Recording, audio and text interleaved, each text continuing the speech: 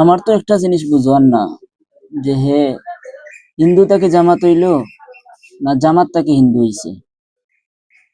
মোরা এক বৃন্তে দুটি কুসুম, হিন্দু মুসলমান, মুসলিম তার নয়নমণি, হিন্দু তাহার প্রাণ। আপনারা চিন্তা করেন সে কত বড় বেঈমান। হলো একদিকে রোজা, আরেকদিকে হলো পূজা।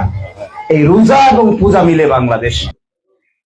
আপনারা কমেন্ট করে জানাবেন সে জামাত থেকে হিন্দু হয়েছে নাকি হিন্দু থেকে সে জামাতে আসছে।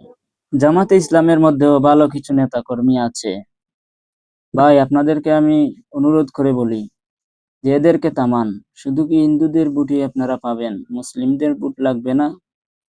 ভাই আপনারা এদেরকে থামান। এরা ইসলামকে ধ্বংস করে দিতেছে, এরা ইসলামের ক্ষতি করতেছে। কাদেরকে আপনারা নেতা বানাচ্ছেন?